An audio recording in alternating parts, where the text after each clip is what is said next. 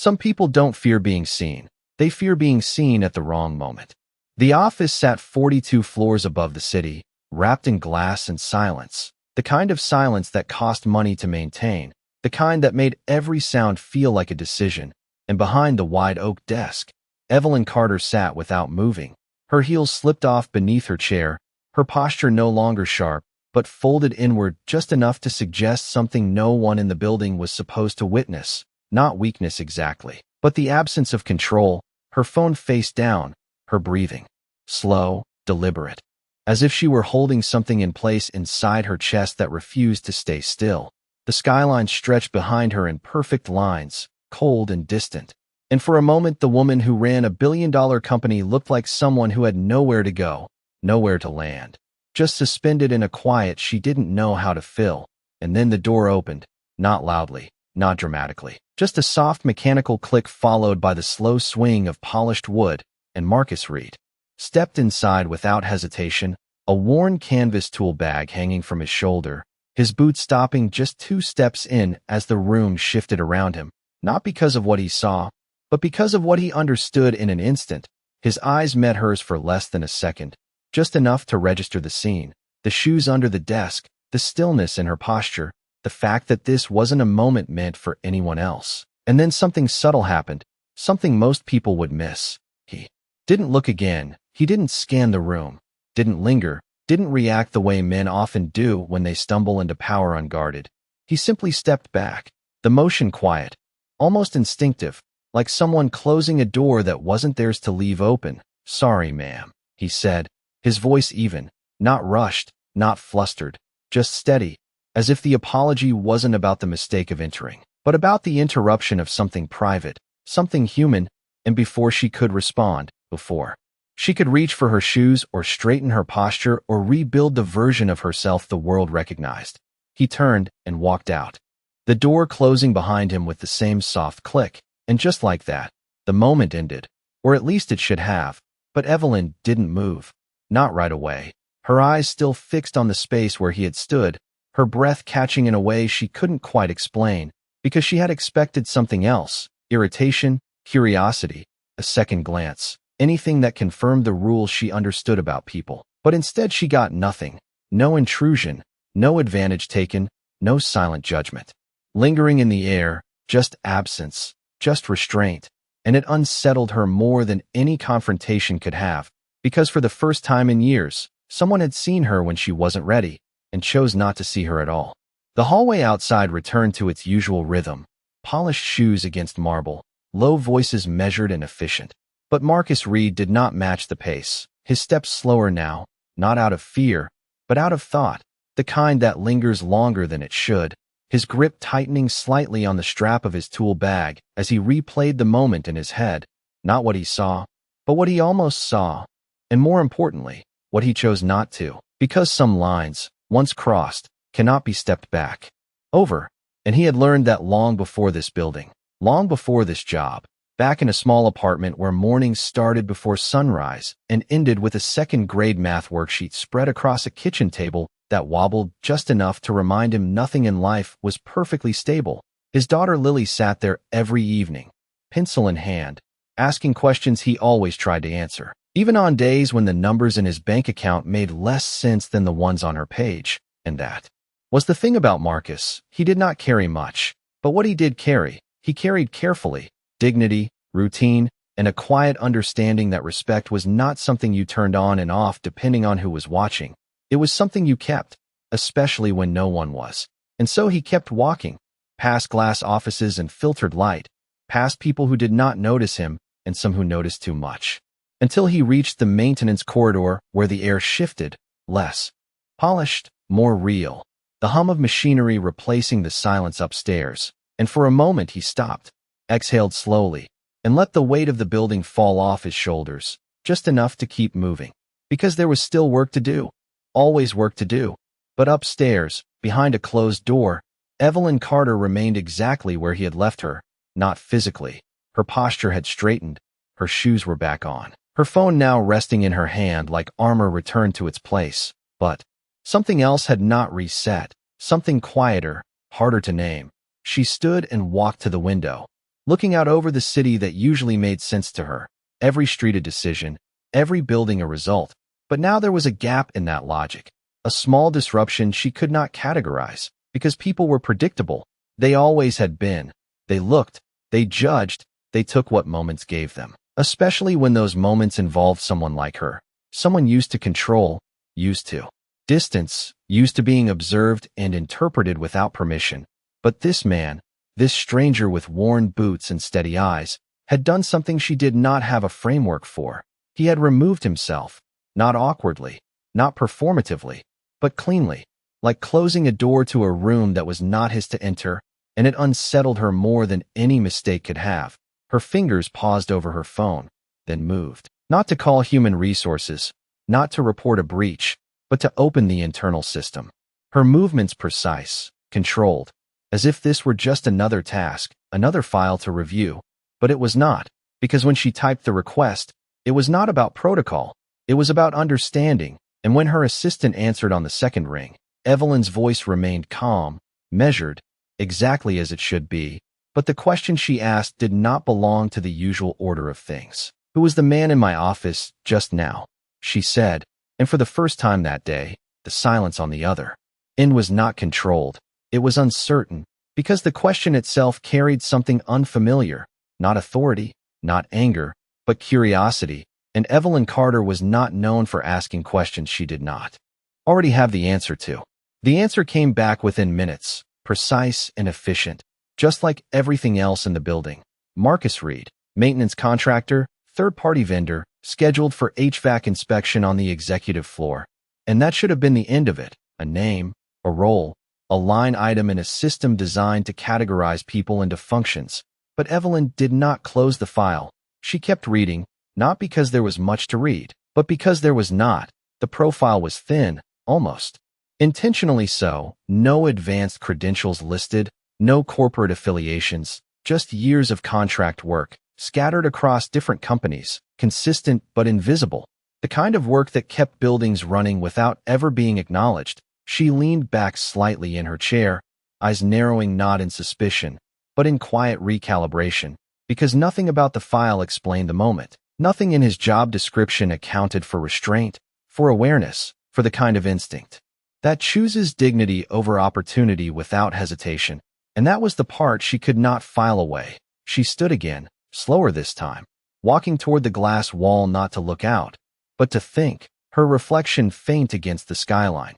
A version of herself she recognized, but did not fully connect with in that moment, because the version of her that had been sitting barefoot behind the desk felt further away now, replaced too quickly, too cleanly, and she wondered, not for the first time, how many people had seen her like that, and simply chosen to pretend they had not, and whether that was the same as not being seen at all, or something else entirely, something more deliberate, more human.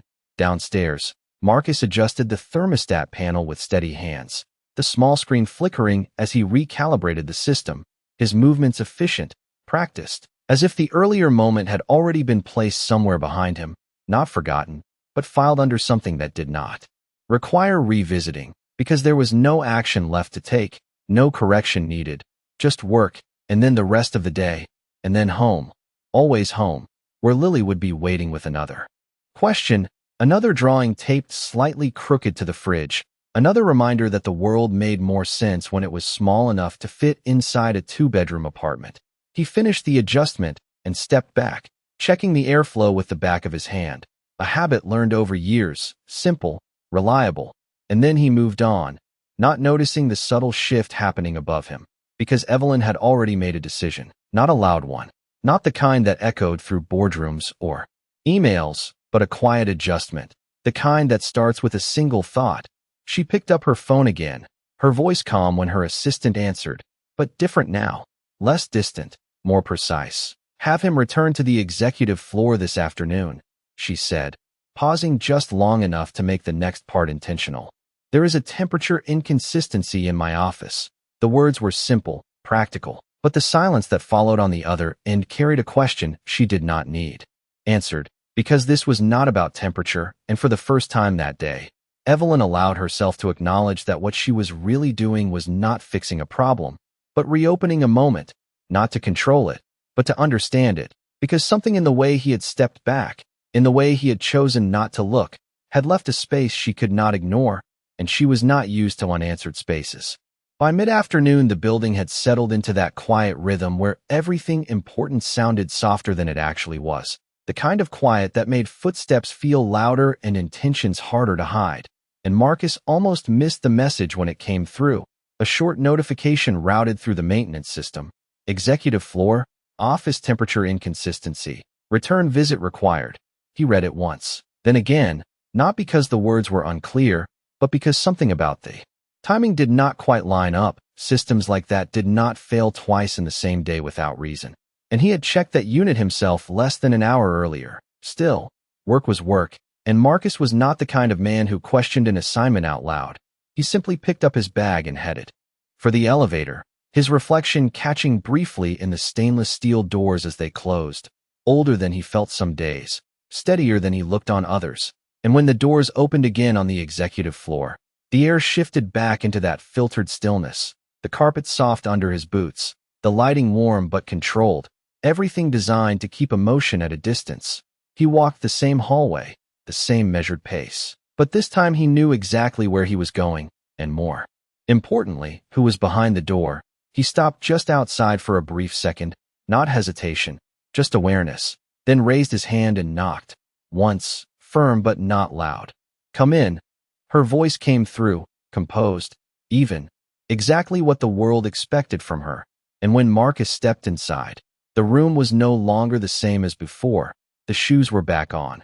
The desk was clear, the phone placed precisely to the right. Everything restored to order, but something else lingered beneath that order, something quieter, less visible.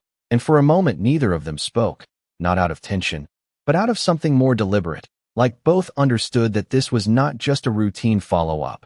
Marcus set his bag down near the wall, keeping a respectful distance from the desk, his movements unhurried. "You reported a temperature issue, ma'am," he said, his voice steady, neutral, as if the morning had not happened at all. And that was the part that caught her again, not the professionalism, not the calm, but the absence of curiosity, the way he offered no hint that he expected anything beyond the task. Evelyn studied him for a second longer than necessary, not openly, not in a way that would break the space, but enough to confirm what she had already begun to understand. This was not an act, not a performance shaped by position or pressure. It was consistent, quiet, and rooted somewhere deeper than circumstance. She gestured slightly toward the vent near the window. "It feels uneven," she said, the explanation simple, almost minimal, and Marcus nodded once, already moving, checking the airflow, adjusting the panel, his focus precise, hands steady, as if this room carried no weight beyond its function. And that was when she did something she rarely did. She spoke again before he finished, not to correct, not to instruct, but to interrupt the pattern. "You did not look back," she said, her voice softer now, not weaker, just less guarded. Marcus paused, not turning immediately, just enough to acknowledge the shift. Then he continued his adjustment before answering.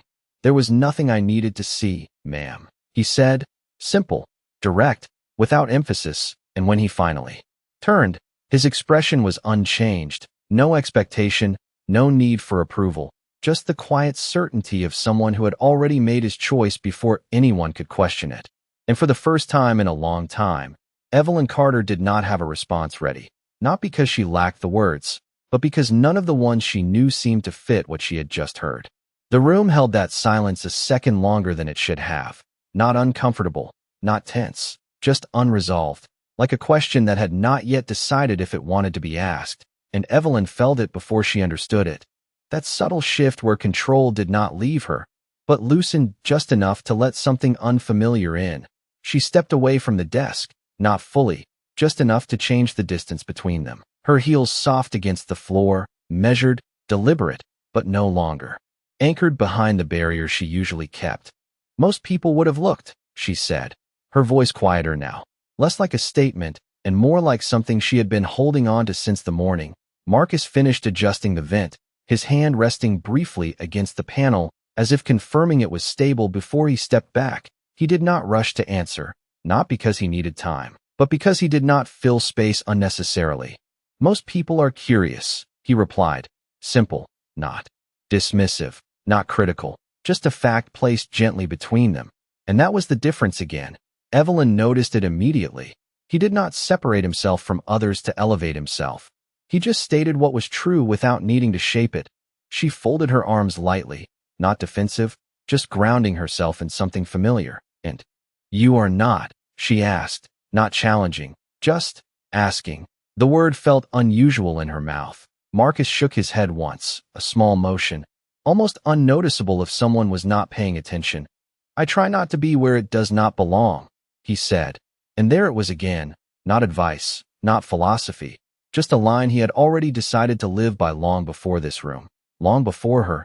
And Evelyn felt something shift again. Deeper this time, not dramatic, not sudden, but steady, like a crack forming.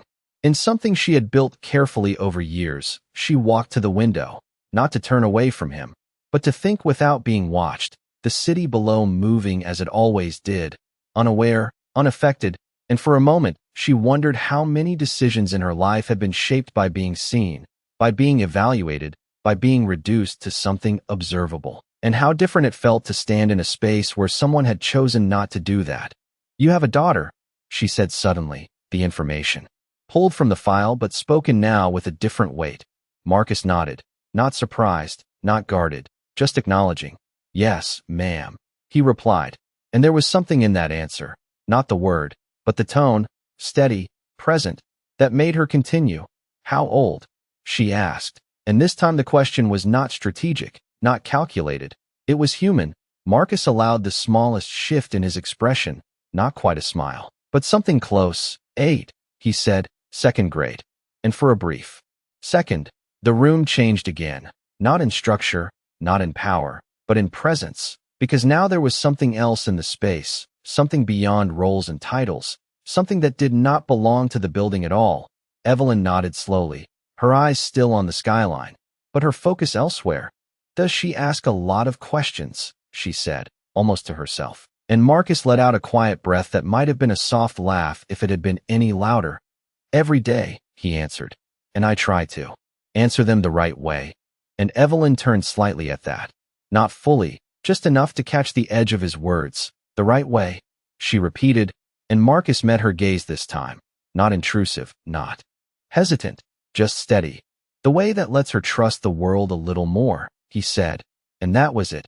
No explanation, no elaboration, just a sentence that settled into the room like it had always belonged there. And for the first time since he walked in, Evelyn did not try to control what she felt in response.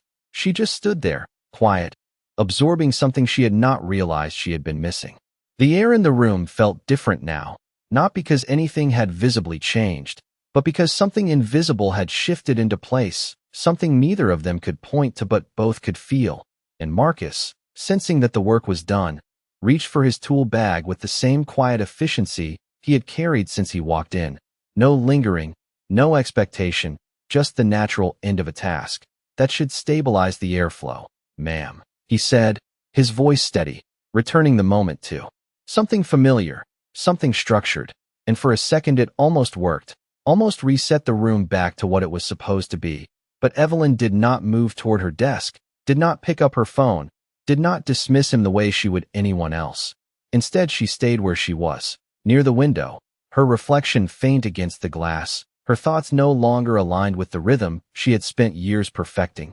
"Marcus," she said, his name landing differently now, not as a label from a file, but as something she had chosen to say, and he paused, turning slightly, not fully stepping back into the space, just enough to acknowledge her.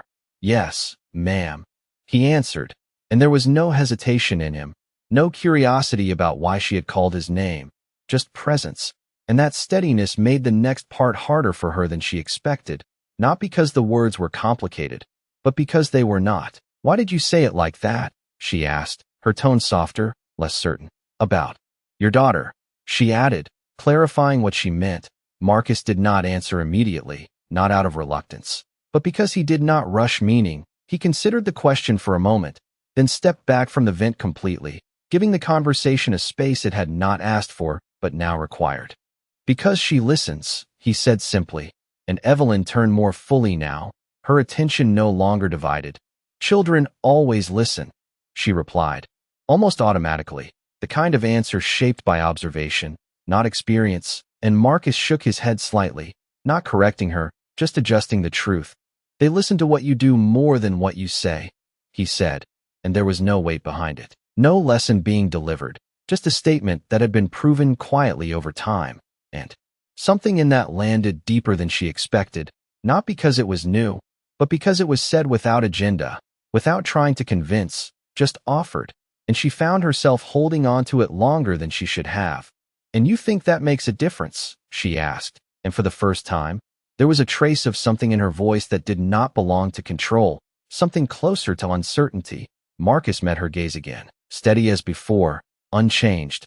"I think it is the only thing that does," he said, and the room went quiet again, not empty, but full in a way that did not need to be filled further.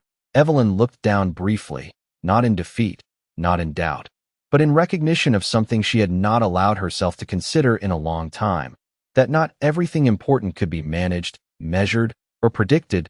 Some things were built slowly, quietly, in moments that no one recorded. And when she looked back up, Marcus had already shifted slightly toward the door, not leaving. Yet, just ready to, as if he understood that whatever this was, it did not belong to him to carry forward, and that, more than anything, made her speak again, not to stop him, not to hold him there, but simply to mark the moment before it passed. "Thank you," she said, the words unfamiliar in their simplicity, and Marcus nodded once, not surprised, not affected, just acknowledging.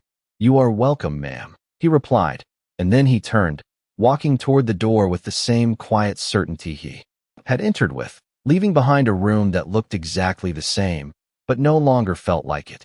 The door closed behind him with the same quiet precision, and for a moment Evelyn stood there without moving. The sound of it settling into the room like the final note of something she had not realized she was listening to. She turned back toward the window, but the city no longer held her attention the way it usually did. The patterns below felt distant, almost irrelevant compared to the shift that had just taken place inside a room she thought she understood completely. She walked back to her desk slowly, her hand brushing lightly against the edge as if confirming it was still real, still hers. Everything exactly where it should be. But something inside her no longer aligned with that order. She picked up her phone, then set it back down without unlocking it. An unfamiliar hesitation, not from uncertainty, but from awareness, because for the first time in a long time, she was not reacting. She was thinking, not in strategies or outcomes, but in something quieter, more personal. And it stayed with her long after the moment should have passed. Hours later, the building dimmed into its evening rhythm, lights softening, voices fading, the kind of transition that usually signaled closure for the day. But Evelyn did not leave. She remained in her office, not working, not reviewing numbers or calls, just sitting, her heels off again, though this time not from exhaustion, but from choice, her posture no longer held in place by expectation. And across the city, in a modest apartment that carried the scent of something warm and familiar, Marcus pushed open the door with his shoulder, balancing a paper bag in one hand. "I am home," he called out, his voice low but present, and almost instantly, small footsteps moved across the floor, quick, uneven, full of energy that had not yet learned restraint. "Daddy." Lily's voice followed, bright, certain, the kind of certainty that came from knowing someone would always be there. She wrapped her arms around him without hesitation, and Marcus bent slightly to meet her, not rushing, not distracted, just there. "How was school?" he asked, setting the bag down on the small kitchen counter, and she began talking before he finished the question, words spilling out in fragments, stories, questions, thoughts that had been waiting all day, and he listened, really listened, not correcting, not interrupting, just giving her the space to be heard. The apartment was simple, 2 rooms, a table that had seen better years, a refrigerator covered in drawings that leaned slightly at the corners. But there was something in that space that did not need decoration, something steady, something real. Lily pulled out a worksheet from her backpack, sliding it across the table with a seriousness that made it feel more important than it was. "I did not understand number 7, she said, her brow slightly furrowed, and Marcus sat down across from her. pulling the paper closer, not solving it immediately, not rushing to give the answer. "Show me how you tried," he said, his tone patient, open, and she explained, stumbling over parts, correcting herself, trying again, and he nodded, guiding, not fixing, letting her find her way through it. Because that was how trust was built, not by giving answers, but by staying present while someone searched for them. And miles away, in a glass tower that overlooked a city that never paused, Evelyn Carter sat in silence, her reflection faint against the window. And for the first time in years, she wondered not how to lead people, but how to see them, not from above, not through layers of structure, but the way he had, quietly, without taking anything that was not his to take. And the thought did not overwhelm her. It did not demand action. It simply stayed, steady, patient, like something waiting to be understood. The next morning arrived without announcement, just a gradual shift in light as the city stretched itself awake. And for Evelyn Carter, the night had not fully ended. She had not slept much, not from stress or urgency, but from something quieter, something that did not demand attention but refused to leave. She stood in her kitchen with a cup of coffee growing colder in her hand, staring out at a different skyline, lower, closer, more human than the one from her office. And for the first time in years, her mind did not go straight to numbers, schedules, or decisions. It returned instead to a moment that had no measurable outcome, no strategic value, just a man who chose not to look, and the absence of that look had stayed with her longer than anything else in recent memory. She set the cup down, untouched, and made a decision that did not feel like one, more like a continuation of a thought she had already started. By the time she arrived at the building, earlier than usual, the floors were still quiet, the usual movement not yet filling the space, and she did not go to her office right away.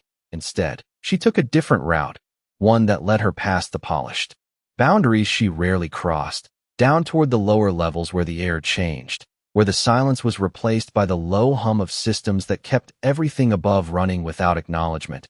And when she reached the maintenance corridor, she slowed, not out of uncertainty, but out of awareness. This was not her space, not in the way she was used to occupying spaces, and that mattered now in a way it had not before. Marcus was already there, kneeling beside an open panel, tools laid out beside him in an order that did not need explanation, his focus steady, uninterrupted. And for a moment she did not speak.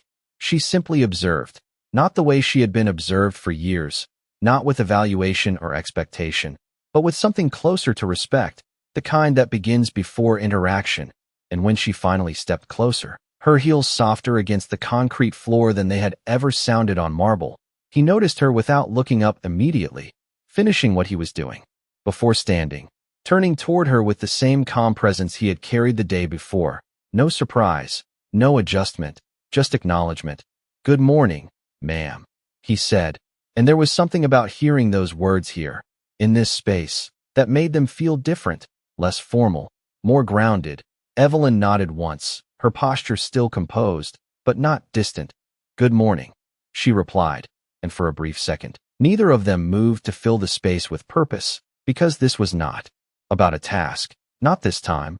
She glanced at the panel he had been working on, then back at him, not searching, just present. "I wanted to see where you work," she said, the sentence simple, direct, but carrying a weight she did not try to hide. Marcus did not question it, did not ask why. He just nodded slightly, stepping aside enough to give her a clearer view, not inviting, not excluding, just making space. And she stepped closer, her gaze moving over the details she had never considered before, the wiring, the structure, the quiet complexity that existed beneath everything she controlled. And for a moment, she understood something in a way she had not allowed herself to before, that not all power sat at the top. Some of it lived quietly underneath, holding everything together without needing recognition. "You make sure everything works," she said, not as a compliment, but as a realization, and Marcus gave a small nod. "That is the job," he answered, and again, there was no pride in it.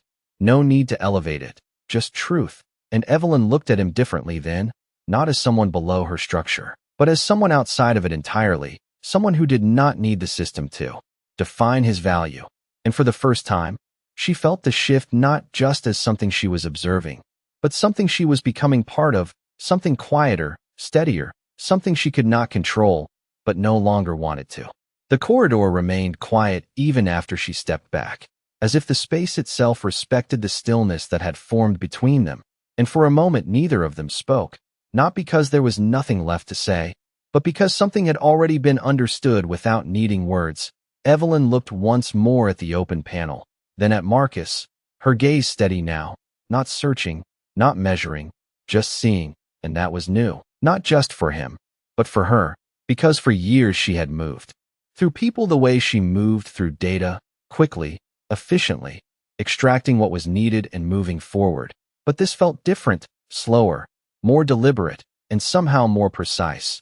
"Do you ever think about doing something else?" she asked, the question coming out softer than she expected, not as a test, not as an offer, just curiosity shaped into words. Marcus considered it for a moment, not because he had not been asked before, but because he did not answer questions.